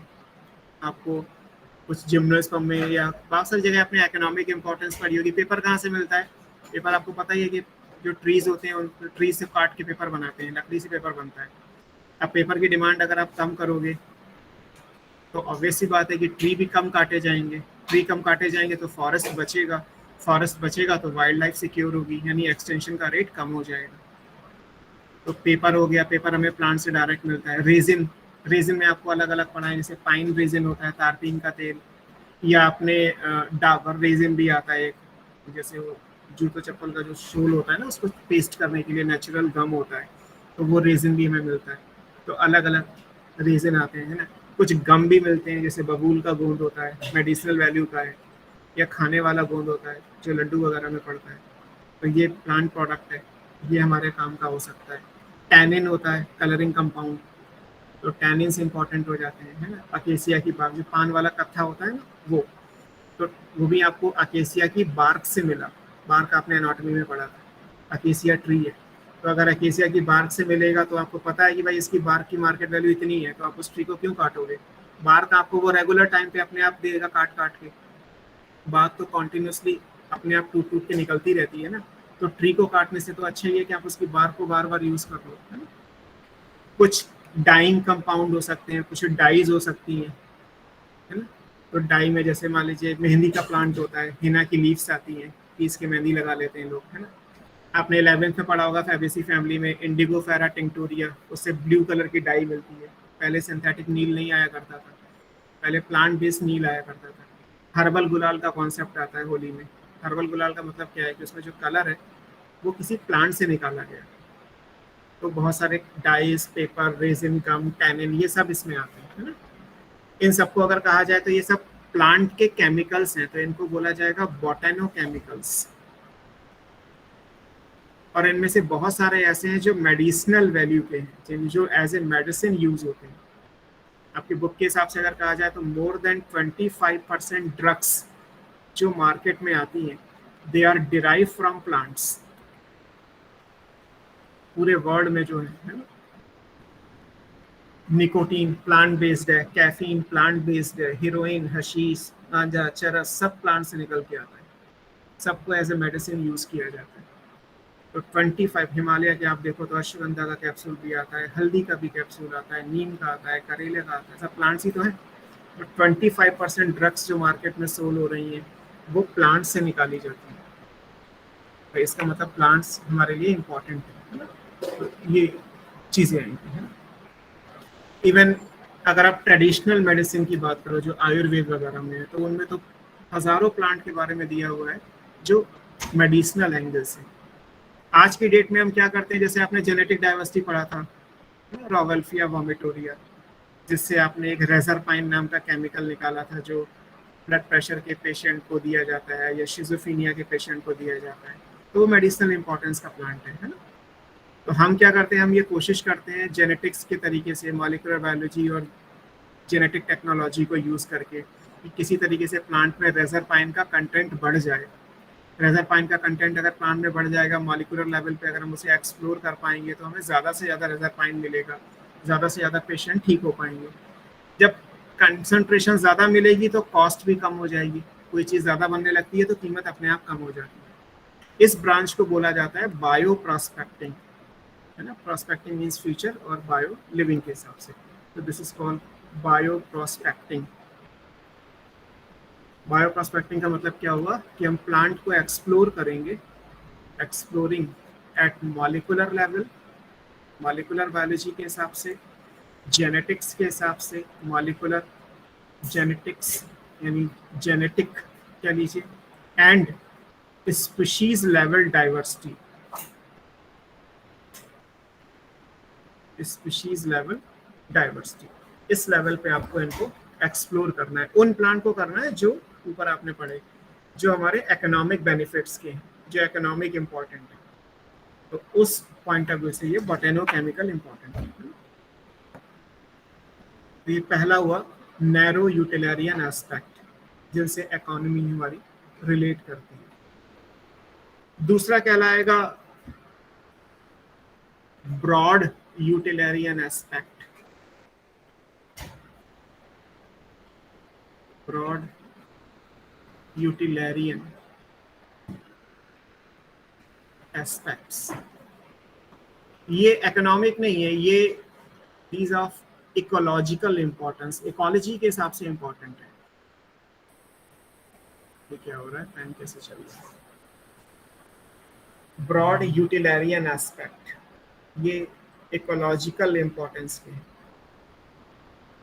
तो सर इससे लोगों को क्या फायदा दिखेगा? लोगों को फायदा नेचर के हिसाब से दिखेगा। अगर आपको लगता है कि नेचर के लिए कोई काम करना है तो कर दीजिए। Ecological importance, yes sir. Ecology के हिसाब से, है ना। जैसे अभी बताया मैंने कि अमेजन रेन फॉरेस्ट है, अब आप समझाएं अगर और लोग समझ जाएं कि अमेजन रेन फॉरेस्ट से 20% ऑक्सीजन आती है, it contribute 20% of atmospheric oxygen. तो यानी कि अगर रेन फॉरेस्ट कम कर दोगे तो ऑक्सीजन की कंसंट्रेशन कम हो जाएगी, जिंदा कैसे रहोगे? तो अकेला Amazon rain forest 20% atmospheric oxygen के लिए रिस्पॉन्सिबल है। ऐसे पॉलिनेशन, अगर नेचर में पॉलिनेशन नहीं होगा तो बहुत सारे फ्रूट्स और वेजिटेबल्स कैसे आएंगे, क्योंकि वो तो पोस्ट फर्टिलाइजेशन प्रोडक्ट्स होते हैं। सीड या फ्रूट बनाने के लिए पॉलिनेशन का होना ज़रूरी है ना, और पॉलिनेशन कौन करेगा? एनिमल्स भी करते हैं, एयर से भी होता है, वाटर से भी होता है, मोस्टली तो एनिमल पॉलिनेशन ही है। अगर एनिमल स्पीशीज एक्सटेंट हो गई तो पॉलिनेटर ही खत्म हो गया, तो फिर प्लांट में सेक्सुअल रिप्रोडक्शन नहीं होगा, उस प्लांट से आपको फ्रूट और सीड नहीं मिलेंगे। इसलिए इंसेक्ट्स को बिना किसी बात के नहीं मारना चाहिए। अब ऐड में तो दिखा देते हैं कि ये वाला इंसेक्ट्स, कॉकरोच और मॉस्किटो और सारे इंसेक्ट्स पे काम करता है, आप लाए और आपने बस मार दिया, जबकि आपको ये भी नहीं पता कि वो ब्रॉड स्पेक्ट्रम का है। वो जिस इंसेक्ट को आप मारना चाहते हो उसे भी मारेगा, और जिसको नहीं मारना चाहते वो भी मरेगा, क्योंकि वो ब्रॉड स्पेक्ट्रम इंसेक्टिसाइडल एप्लीकेशन का है। बस हम ले आए, ऐड में दिखाया गया, बस हम ले आए और मार दिया। हो सकता है वो इंसेक्ट्स आपको तो कोई नुकसान नहीं पहुंचा रहा था, हो सकता है नेचर में उसका कोई ना कोई तो रोल होगा, इकोलॉजिकल निच होगी उसकी एक इंट्रिंसिक वैल्यू होगी, तो उसका एक अपना रोल है, आपने बिना किसी बात पे से मार दिया। तो दैट इज, ये भी ऐसा होता है ना। फ्लड्स या इरोजन कंट्रोल फॉरेस्ट पे लिखे हुए ऐसे देखो तो पता होता है कि फॉरेस्ट फ्लड्स और सॉइल इरोजन दोनों को मिनिमाइज करते हैं, है ना। अगर नदी के किनारे कटाव रोकना है तो उसके किनारे बड़ी बड़ी घास लगा दी जाती है, तो वो जो किनारा है वो टूटेगा नहीं। तो फ्लड्स और इरोजन को कंट्रोल करने में भी फॉरेस्ट का रोल है, इसलिए फॉरेस्ट को बचाना चाहिए, है ना।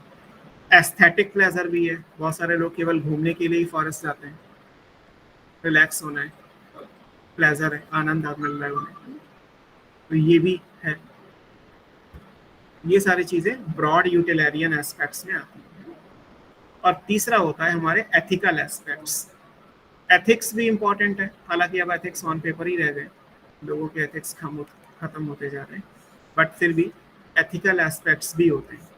एथिकल एस्पेक्ट्स का मतलब ये है कि हर एक स्पीशीज की एक अपनी वैल्यू है, every species has its intrinsic value, सबकी अपनी एक वैल्यू है। तो ये हमारी मॉरल ड्यूटी बन जाती है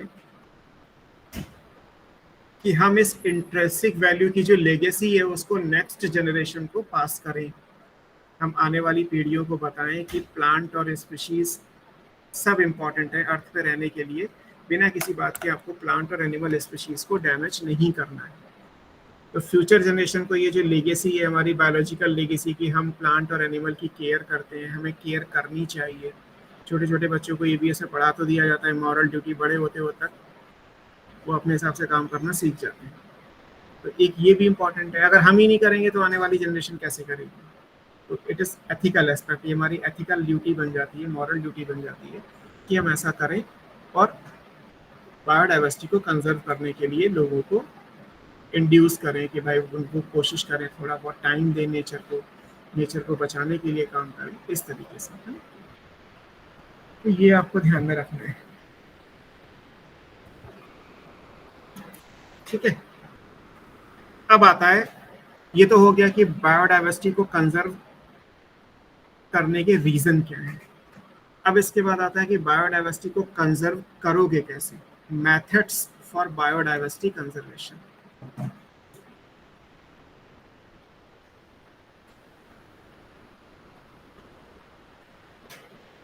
बायोडाइवर्सिटी कंजर्व करने के मेथड्स क्या क्या है। अब इन मेथड्स में सबसे पहले समझाया जाता है कि आप जब कंजर्व करोगे तो कौन सी स्पीशीज को करोगे। दुनिया में स्पीशीज तो बहुत सारी है, तो यहाँ पे एक कॉन्सेप्ट डेवलप किया गया जिसको बोला जाता है कॉन्सेप्ट ऑफ थ्रेटेंड स्पीशीज। ऐसी स्पीशीज जो थ्रेट की कगार पे है, जो थ्रेट को फेस कर रही है, उस स्पीशीज का कॉन्सेप्ट समझाया गया कि थ्रेटेंड स्पीशीज होनी चाहिए।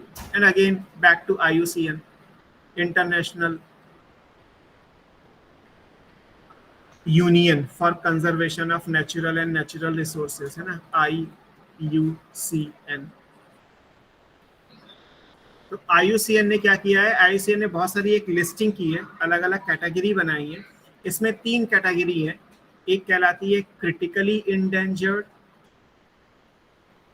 क्रिटिकली इंडेंजर्ड वो होती है जो इमीडिएट फ्यूचर में खत्म हो जाएगी, अगर उस पर कोई रोकथाम नहीं की गई, कोई अगर कानून या कुछ नहीं किया गया, तो आने वाले 15-20 सालों में ये स्पीशीज खत्म हो जाएगी। तो वो क्रिटिकली इंडेंजर्ड कहलाती है। एक इंडेंजर्ड होती है जिसको खतरा है लेकिन उतना नहीं है,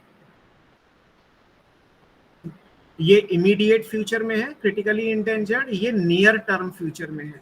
मतलब मान लीजिए कि ये 15-20 सालों में, ये 40-50 सालों में जो इनका करंट रेट है एक्सटेंशन का या थ्रेट का, अगर ये इसी तरीके से रहा तो आने वाले 20 सालों में या आने वाले 50 सालों में ये खत्म हो जाएंगे। तो ये दो कैटेगरी कहलाती है, क्रिटिकली इंडेंजर्ड और इंडेंजर्ड। अगर कोई स्पीशीज एक्सटेंट के वर्ज पे है, एक्सटेंट को फेस कर रही है, हालांकि हम ये नहीं कह सकते कि वो क्रिटिकली इंडेंजर्ड है या इंडेंजर्ड है, मतलब वो 15 साल में खत्म होगी या 50 में होगी, हमें कुछ पता नहीं है।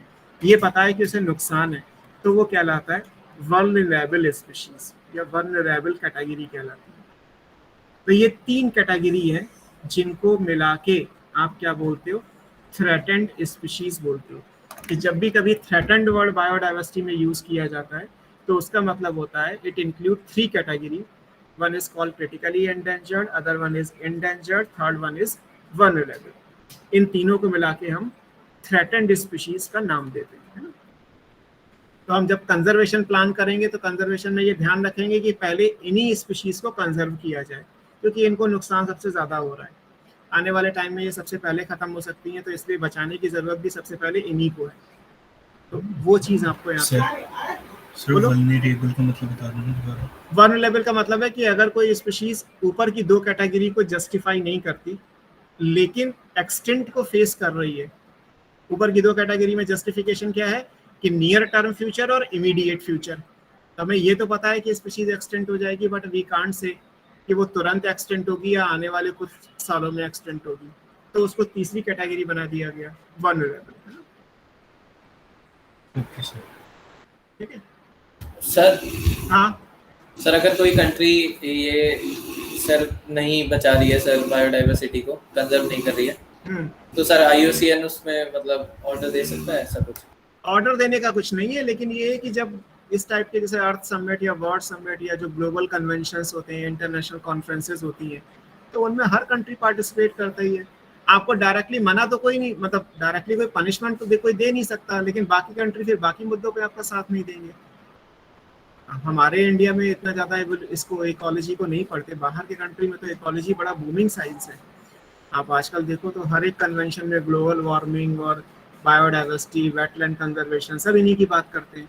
सब कहते हैं कि इनको बचाना है, क्योंकि एक्चुअली इन्हें बचाना है। ये नहीं रहेंगे तो हम नहीं रह पाएंगे। अर्थ तो एक इकोसिस्टम ही है ना बेसिकली। अगर ग्लोबल इकोसिस्टम है, अगर हम ही नहीं होंगे तो फिर ये प्लांट्स एनिमल्स नहीं होंगे तो फिर हम रह के भी क्या करेंगे। तो लेकिन हाँ, कोई ऐसा सच लीगल ऑप्शन नहीं है कि कोई कंट्री अगर डिनाई कर दे किसी चीज़ से तो आप उस पर कोई कार्रवाई नहीं की जा सकती। डायरेक्ट नहीं हो सकती, लीगल ऑप्शन नहीं है। इनडायरेक्ट करने के तो बहुत तरीके हैं। Yes sir. तो ये है। अब आता है, ये तो हो गया कॉन्सेप्ट ऑफ थ्रेटेंड स्पीशीज। अब इसके बाद आपको पढ़ना है, इसमें जो सेकंड चीज पढ़ना है वो है कंजर्वेशन स्ट्रेटेजी। आप कंजर्वेशन की स्ट्रेटेजी क्या बनाओगे, how we conserve. So conservation strategies बनाई जाती हैं कि हम कंजर्वेशन कैसे करेंगे। अच्छा, कंजर्वेशन स्ट्रेटेजीज तो बनाएंगे, इसमें बहुत सारी चीज़ें आती हैं। जैसे हर कंट्री का एक नेशनल प्रोटेक्शन प्रोग्राम होता है, इंडिया का भी है। हर साल फंडिंग आती है कि बायोडाइवर्सिटी को कंजर्व करने के लिए इतने रुपए खर्च किए जाएंगे। तो हमारे लिए एक ऐसे नेशनल प्रोटेक्शन प्रोग्राम, ये पॉलिसी है ministry of environment and forest की, NPP, नेशनल प्रोटेक्शन प्रोग्राम। तो इसमें ये तय किया जाता है कि किस नेशनल पार्क या किस सेंचुरी को कितनी फंडिंग जाएगी, या कंजर्वेशन के क्या तरीके हैं, टाइगर प्रोजेक्ट पे क्या हो रहा है, गंगा एक्शन या यमुना एक्शन प्लान पे क्या चल रहा है। ये सारी चीज़ें यहाँ से निकल के आती हैं। ये कंट्री का अपना होता है नेशनल प्रोटेक्शन प्रोग्राम, NPP, है ना। ये हर कंट्री का अलग है। NPP means national protection programme.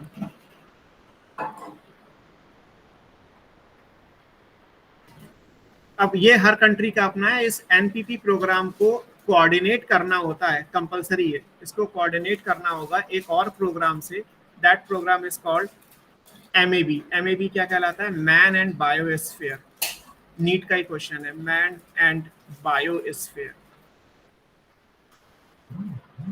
MAB programme. मतलब जो मैन एंड बायोस्फीयर प्रोग्राम के माइन्यूट्स हैं, जो सेलियन फीचर्स हैं, उनके साथ कोऑर्डिनेट करके, और हर कंट्री का एक नेशनल प्रोटेक्शन प्रोग्राम होता है, उनके जो रूल्स एंड रेगुलेशंस हैं उनको कोऑर्डिनेट करके ही कोई कंजर्वेशन स्ट्रेटजी प्लान की जाती है। कंट्री का अपना एमपीपी और ओवरऑल वर्ल्ड में जो है वो मैन एंड बायोस्फीयर है। पूछा यह गया सरप्राइजिंग चीज है कि एमएबी प्रोग्राम लॉन्च किसने किया था? आप बताओ, बायोडाइवर्सिटी में पढ़ रहे हो तो कौन लॉन्च करेगा? बायोडाइवर्सिटी में बचाने में कौन सबसे ज्यादा इंपॉर्टेंट रोल प्ले करेगा? IUCN। अगर टेक्निकली देखा जाए तो बायोडाइवर्सिटी का सारा डेटा तो IUCN ही दे रहा है ना, बचाने की स्ट्रेटेजी भी IUCN बनाएगा। लेकिन यहाँ आंसर IUCN नहीं है। जब क्वेश्चन आया था तो सबने गलत कर दिया, मोस्ट ऑफ द स्टूडेंट ने गलत कर दिया। जो मैन एंड बायोस्फीयर प्रोग्राम है ये यूनेस्को का है, and UNESCO is a social organisation. UNESCO के बारे में आपने कभी लोअर क्लासेस में पढ़ा होगा, है ना? तो ये यूनेस्को का प्रोग्राम है, ये साइंस का प्रोग्राम नहीं है। लेकिन इसका नाम दिया गया मैन एंड बायोस्फीयर। बायोस्फीयर यानी अर्थ। तो अर्थ पे अगर डाइवर्सिटी को बचाना है तो बिना आदमी को इन्वॉल्व किए, बिना पब्लिक को इन्वॉल्व किए आप ये काम नहीं कर सकते। पब्लिक पार्टिसिपेशन को इम्प्रूव करने के लिए इस प्रोग्राम को लॉन्च किया था यूनेस्को ने, मैन एंड बायोस्फीयर।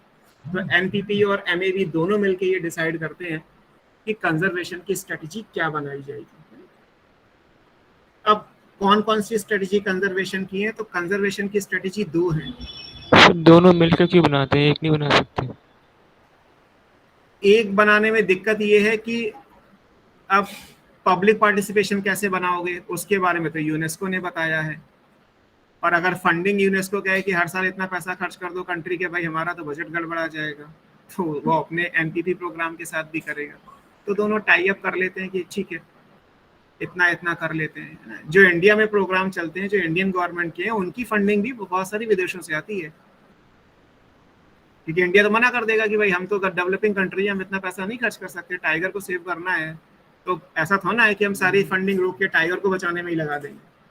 तो फिर ये होता है कि चलो WII से हेल्प ले लेते हैं, wild life institute of India से ले ली, इंडिया ने, चलो बाहर से ले लेते हैं, बहुत सारे और कंट्री के ऑर्गेनाइजेशन है जो टाइगर को सेव करने के लिए कंट्रीब्यूट कर देंगे।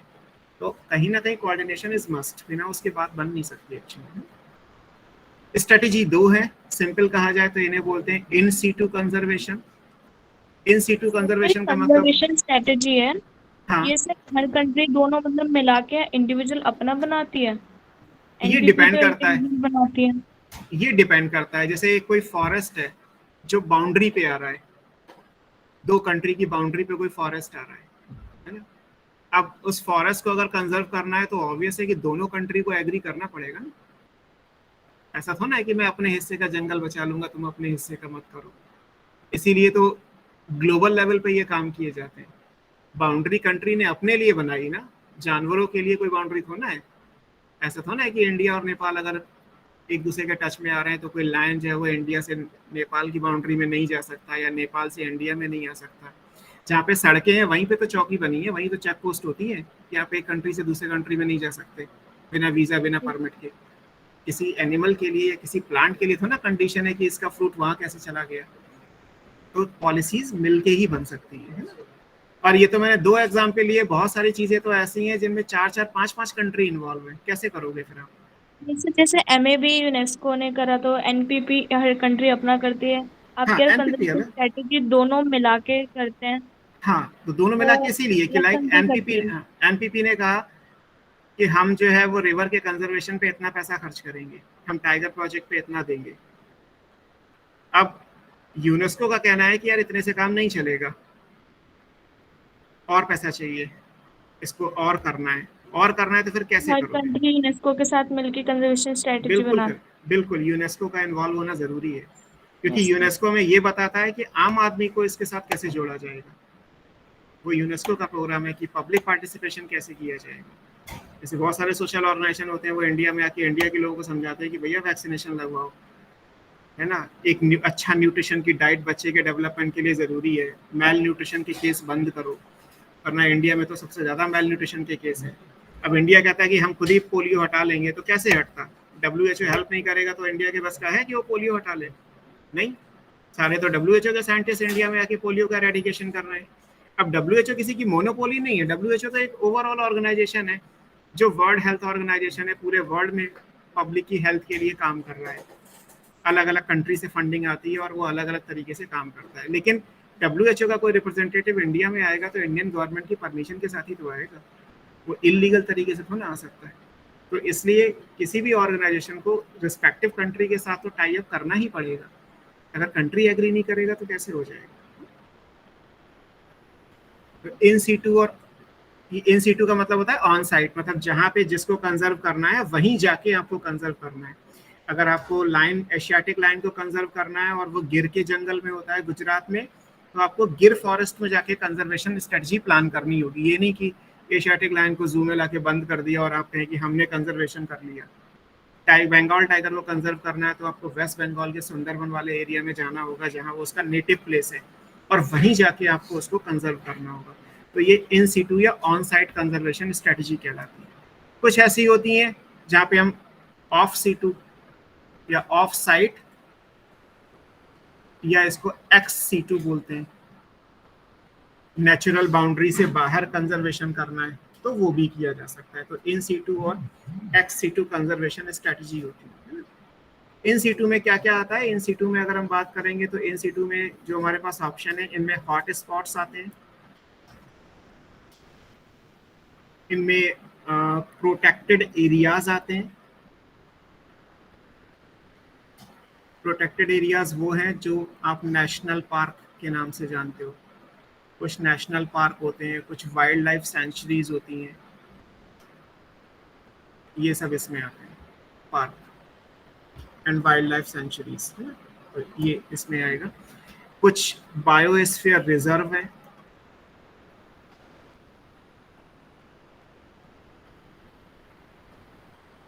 और कुछ सेक्रेड ग्रुप्स हैं। ये सब हमारे इन सीटू या ऑन साइट कंजर्वेशन स्ट्रेटजी में आता है। एक्स सीटू कंजर्वेशन स्ट्रेटजी का मतलब है कि आप बॉडी से बाहर लेके आ रहे हो। तो ये तो आपने 11th में भी पढ़ा होगा। एनिमल के लिए आप जूलॉजिकल पार्क बनाते हो, जू, बड़े बड़े जूज है। प्लांट को अगर बचाना है तो आपने बोटेनिकल गार्डन बना दिया।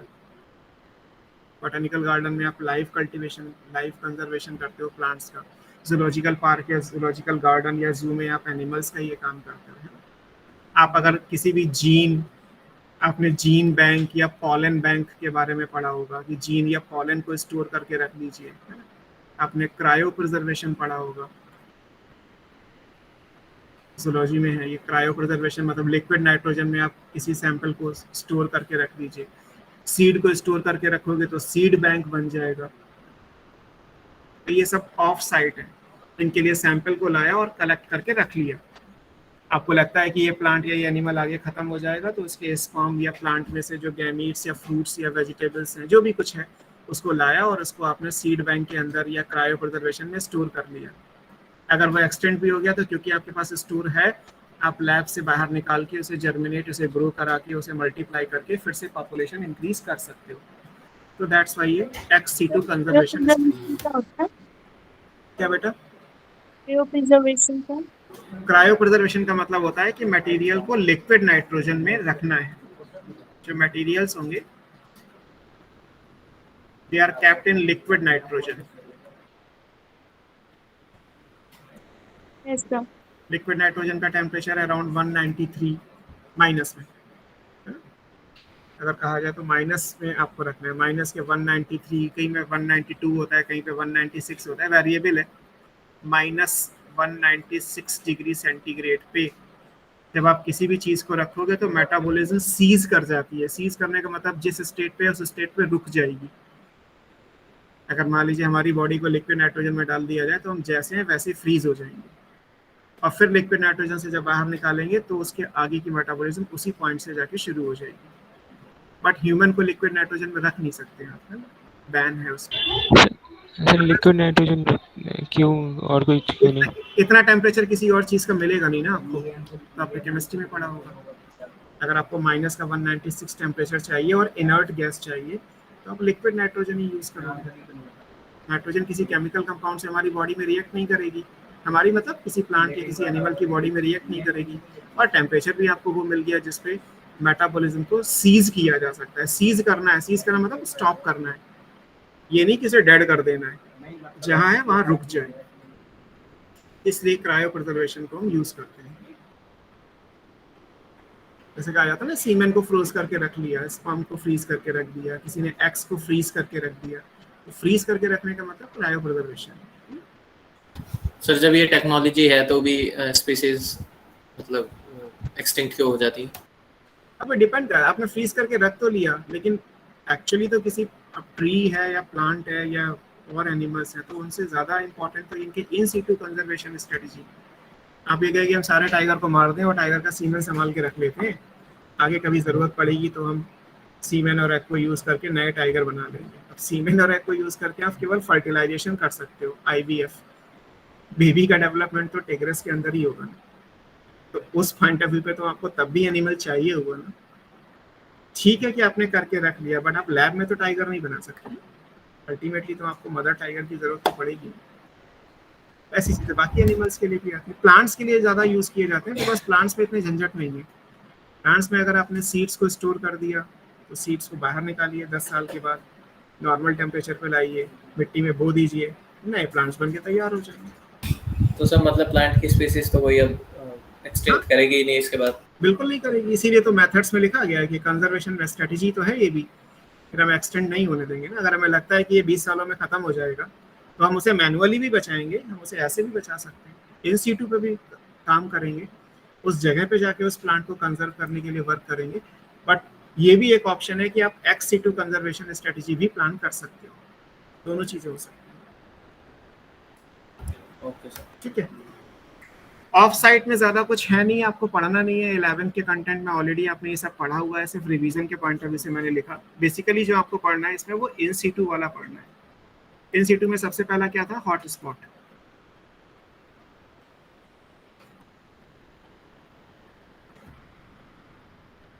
हॉट स्पॉट्स वो एरिया होते हैं जहां पे हाई लेवल है डाइवर्सिटी का, स्पीशीज की जो डाइवर्सिटी है वो बहुत ज़्यादा है ना, high level of species diversity. Species की डाइवर्सिटी को हमने किससे जस्टिफाई किया था? नंबर ऑफ स्पीशीज से। तो ये कहलाता है स्पीशीज रिचनेस। मान लीजिए कोई एरिया ऐसा है जहाँ पे total number of species unexpectedly number में बहुत ज़्यादा है, तो इसका मतलब ये हॉट स्पॉट कहलाएगा डाइवर्सिटी का। इस एरिया को बचाना सबसे पहला काम होगा, बिकॉज यहाँ पे अगर इस एरिया से पता चला यहाँ 200 स्पीशीज होती हैं तो सारी खत्म हो जाएंगी। कहीं पे 2 हैं और कहीं पे 10 हैं तो आप 10 वाले को बचाने की कोशिश पहले करोगे। कहीं पे 200 हैं तो उसे बचाने की और ज़्यादा कोशिश करोगे। जितना ज़्यादा नंबर ऑफ स्पीशीज आएगा उतना ज़्यादा जो है वो उसकी इंपॉर्टेंस बढ़ती चली जाएगी। तो हॉट स्पॉट्स ऐसे एरिया या ऐसे रीजन हो गए जहाँ पे स्पीशीज की रिचनेस की जो लेवल है वो बहुत ज़्यादा है। स्पीशीज का रिचनेस देखना होता है। इसके अलावा आपको क्या देखना होता है? इसके अलावा आपको देखना होता है एंडेमिज्म, कि जो स्पीशीज है क्या वो यहीं पाई जाती हैं। आपको एंडेमिक स्पीशीज का कॉन्सेप्ट पढ़ाया था, तो एंडेमिज्म का लेवल भी देखा जाता है। पता चला एक तो स्पीशीज का नंबर ज़्यादा है, 200 स्पीशीज इस एरिया में आ रही हैं और 200 में से 12 स्पीशीज ऐसी हैं जो केवल और केवल इसी एरिया में एंडेमिक स्पीशीज है। अगर एंडेमिक है तो और ज़्यादा उसकी लेवल है। और पता चला इन 12 में से ऐसी हैं जो 4 थ्रेटेंड की कैटेगरी में भी आ रही हैं, क्रिटिकली इंडेंजर्ड, इंडेंजर्ड और वल्नरेबल में आ रही हैं, वो थ्रेट को भी फेस कर रही हैं। तो किसी भी एरिया को हॉट स्पॉट तब डिक्लेयर किया जाता है जब उसके अंदर या तो स्पीशीज का नंबर बहुत ज़्यादा हो, या उसके अंदर एंडेमिक स्पीशीज हो, या उसके अंदर वो स्पीशीज हो जिनको थ्रेट है, जो थ्रेटेंड स्पीशीज के कॉन्सेप्ट को फुलफिल करती है। तो वो चीज़ यहाँ पे आती है। अगर आप वर्ल्ड में कितने हॉट स्पॉट से पूछा जाता है तो वर्ल्ड में अभी के हिसाब से, नए डेटा के हिसाब से कहा जाए तो टोटल 34 हॉट स्पॉट्स हैं, और इन 34 में से 3 हॉट स्पॉट्स इंडिया में आते हैं। वर्ल्ड में 34 हैं टोटल, इंडिया में उसमें से कितने आते हैं? 3। इंडिया में कौन कौन से हैं? इंडिया में एक है ईस्टर्न नॉर्थ ईस्ट हिमालय, इनको आप हिमालय भी लिख सकते हो या नॉर्थ ईस्ट हिमालय लिख लीजिए। नॉर्थ ईस्ट हिमालय जम्मू कश्मीर से लेके और नॉर्थ ईस्ट स्टेट तक का जो एरिया है वो हो गया। दूसरा जो आएगा वो वेस्टर्न घाट एंड श्रीलंका आएगा। अब जैसे यहाँ पे वेस्टर्न घाट है और फिर भी उसके साथ श्रीलंका लिखा हुआ है, जबकि आप कह रहे हैं कि ये इंडिया का हॉट स्पॉट है। तो श्रीलंका तो अलग कंट्री है, वो इंडिया का हॉट स्पॉट कैसे बन सकता है? तो उसका जो भी इशू आएगा वो IUCN संभाल लेगा, उसमें हमें चिंता करने की ज़रूरत नहीं है। मेजर एरिया वेस्टर्न घाट से आता है, तो इसलिए नाम रखा गया वेस्टर्न घाट। सर हम हॉटस्पॉट बना के कैसे कंजर्व कर रहे हैं?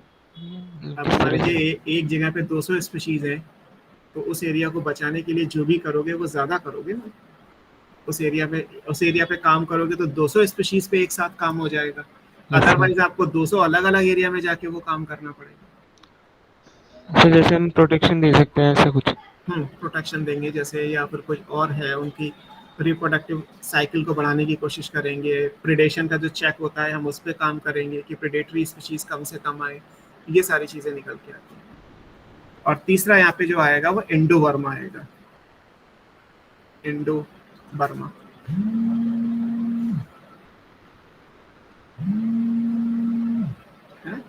तो ये 3 अलग अलग हॉट स्पॉट्स कहलाते हैं, north east Himalaya, western Ghat and Sri Lanka और इंडो बर्मा, ये 3। वर्ल्ड में 34, तो इंडिया में 3। अब यहाँ से पूछा जाता है पहले जब वर्ल्ड में थे तो 25 थे, अभी 34 है, ये दोनों डेटा याद रखना है। इनिशियली हॉट स्पॉट कितने थे वर्ल्ड में? 25, अब कितने हैं वर्ल्ड में? 34। तो जब 25 थे तब इंडिया में कितने थे? केवल 2, और अब 34 हो गए, तो अब इंडिया में कितने हो गए? 3। तो अब एक क्वेश्चन आ गया कि विच was the third hot spot introduce in India?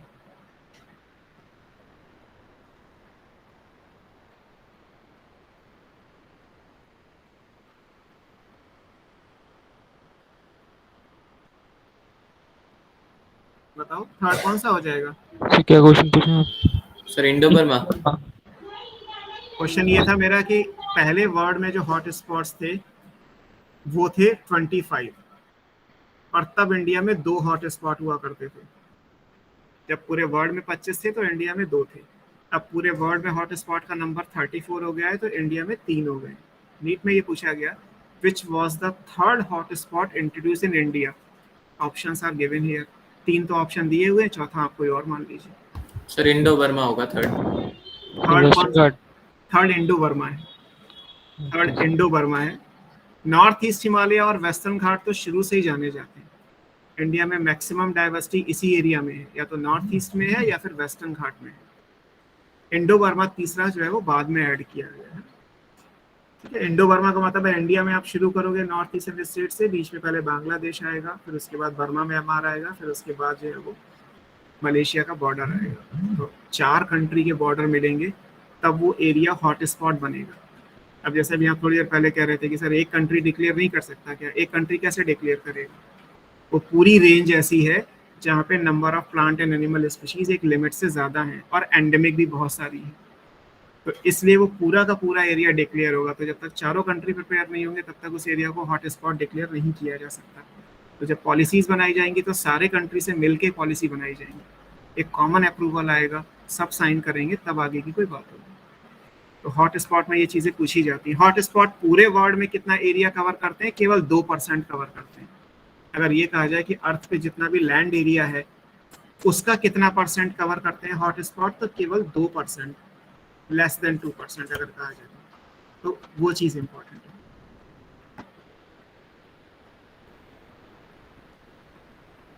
मतलब स्पीशीज के हिसाब से तो बहुत ज़्यादा, पर अगर कहा जाए कि कितना एरिया है तो पूरे वर्ल्ड में अगर कहा जाए तो सिर्फ लेस देन 2% एरिया है जो हॉट स्पॉट कवर करते हैं।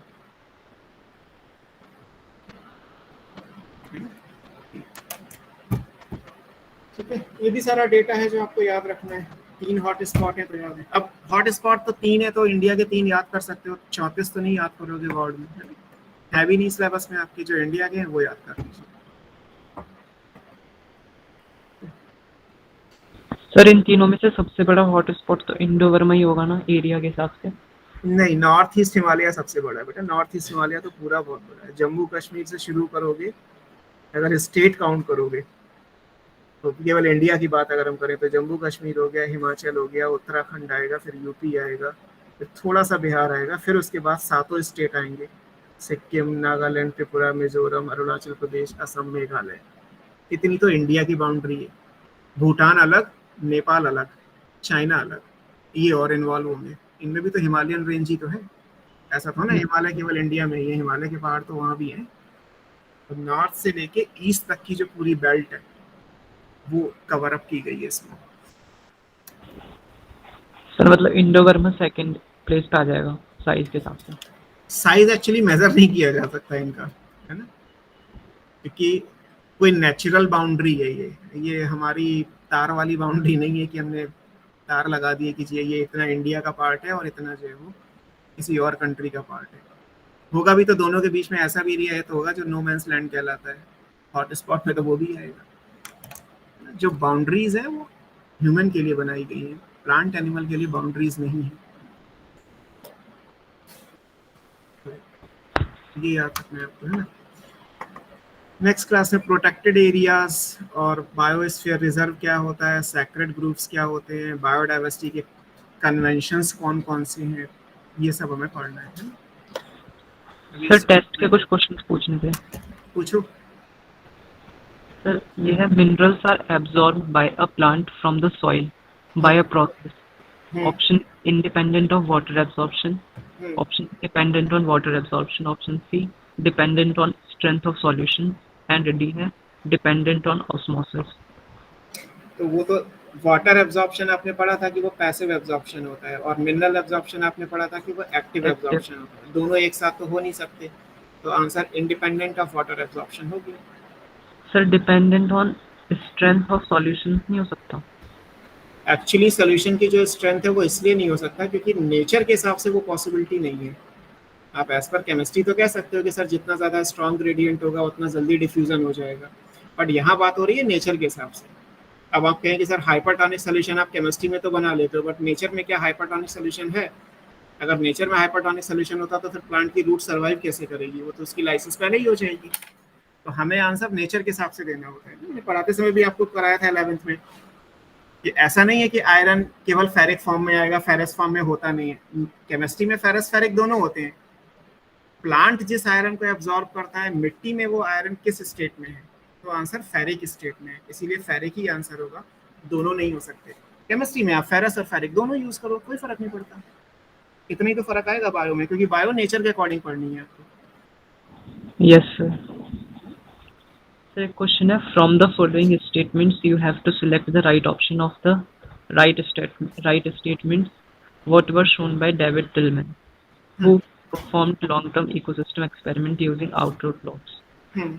A statement दे रखी है, plots with more species showed less year-to-year variation in total mass. चलो इसका तो देखो सीधा दो ही स्टेटमेंट थे ना।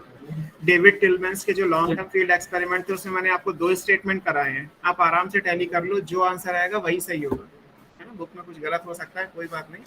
जो डेविड टिलमैन्स के एक्सपेरिमेंट, मुझे याद है क्वेश्चन, डेविड टिलमैन के एक्सपेरिमेंट में जो दो स्टेटमेंट है आपको वही यूज करने हैं। सर दो क्वेश्चन के आंसर्स गलत थे, वो आप मुझे टेक्स्ट कर दो, मैं सही करवा दूंगा। जो क्वेश्चन डायरेक्ट एनसीईआरटी से आ रहा है जिसमें आपको खुद भी श्योर होना चाहिए कि मेरा सही है, सर का गलत हो जाएगा, तो उसके लिए तो कोई डाउट है ही नहीं ना। आप एनसीईआरटी की लाइन को डायरेक्टली टैली करके जो है वो उसको करेक्ट करा सकते हो। तो बुक में क्वेश्चन दिया हुआ है और बुक में आपको पता है कि ये गलत है, तो वो गलत ही होगा, क्योंकि सही तो आपने एनसीईआरटी में भी देखा है, आपने क्लास में भी पढ़ा हुआ है। तो ऐसे क्वेश्चंस को डिस्कस करने का कोई फायदा नहीं है, बस आप ये मान लीजिए कि बुक में आंसर गलत दिया हुआ है। yes, और सर एक क्वेश्चन मतलब इनकम्प्लीट था, वो कंप्लीट था। इनकम्प्लीट कौन सा क्वेश्चन है? सर इसमें लिखा था among the vertebrate state correct regarding in species diversity, और ऑप्शन भी लिखा है इंसेक्ट्स, मैमल्स ऑप्शन। अच्छा, मैं देख लूंगा ये कौन सा क्वेश्चन है, एक बार देख लूंगा फिर देख लूंगा क्या हो सकता है। ओके, फिर इसमें स्टेटमेंट ही नहीं था इस क्वेश्चन में एक भी। मैं समझ गया। यस सर, स्टेटमेंट ही नहीं थी इसमें, स्टेटमेंट मिसिंग है उस क्वेश्चन में। हो सकता है कॉपी करने में कुछ रह गया। सर नेक्स्ट टेस्ट में कौन सा चैप्टर आएगा? 11th। ये तो हो ही जाएगा 11th का, देख लेंगे ट्रांसपोर्ट वाला ले लीजिए। सर डाउट पूछना आता है सर मॉर्फोलॉजी का ले लीजिएगा। अब पहले यही पूरा कर लो तो मुझे भी माइंड सेट रहेगा कि फिजियोलॉजी के 5 चैप्टर के मैंने रिवाइज करा दिए आपको क्वेश्चंस, है ना। उसके बाद वो आपको का देगा। सर हाँ बेटा बोलो। सर एक ही वाला क्वेश्चन था, if by radiation all nitrogenous enzymes inactivated then there will be such के ऑप्शंस थे fixation of nitrogen in legume, fixation of atmospheric nitrogen, conversion of nitrate to nitrite, legumes or conservation from ammonium to nitrate of soil। Sir इसका answer ये नहीं होना चाहिए fixation of atmospheric nitrogen, इसका answer ये दिया हुआ fixation of nitrogen legumes. Sir तो पूरा ही जब खत्म नहीं हो जाएगा? आपने जो नाइट्रोजिनेज एंजाइम पढ़ा है वो तो केवल लेग्यूमिनस प्लांट में ही पढ़ा है ना। आप जिसको नाइट्रोजन जो वो बैक्टीरिया होते हैं उनके अंदर भी होता है वाला एंजाइम, वो कन्वर्ट करते हैं। तो वो बैक्टीरिया है तो वही ना जो फिक्सेशन का मतलब तो ये हुआ कि फिक्सेशन नहीं होते हैं। हाँ, फिक्सेशन का मतलब तो ये हुआ कि एटमॉस्फेरिक नाइट्रोजन से जब आप बनाओगे अमोनियम आयन, तो वो तो आप इंडस्ट्री में भी बना सकते हो, वो तो केमिकल फिक्सेशन भी हो सकता है, फिजिकल फिक्सेशन भी हो सकता है, बायोलॉजिकल भी हो सकता है।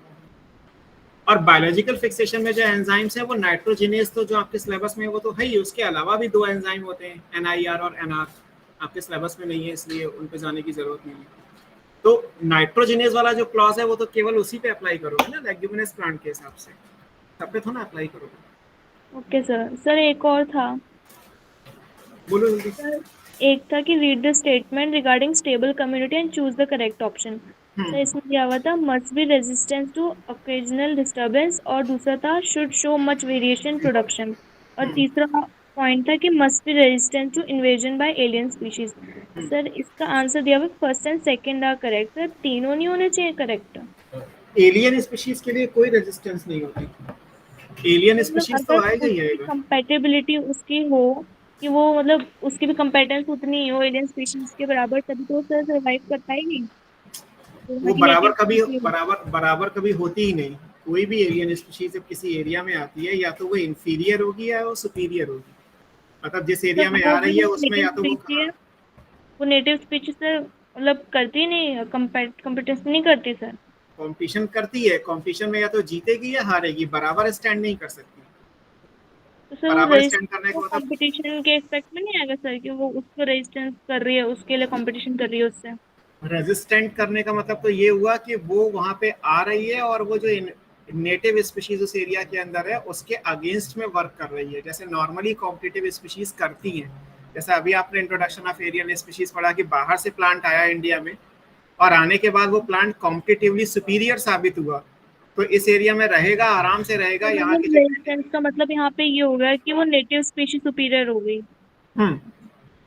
और क्या, वरना तो फिर जो नेटिव है भाई आप किसी और के एरिया में जाओगे और वहां जाके भी आप अपनी अकड़ दिखाओगे तो इसका मतलब ये हुआ ना कि आप में पावर उन सबसे ज्यादा है, वो ज्यादा होके भी आपको नहीं वहां से भगा सकते। तो आप रेजिस्टेंस को शो कर रहे हो ना, आप अकेले हो, वो 10 लोग हैं फिर भी वो 10 लोग आपको वहां से नहीं निकाल पा रहे।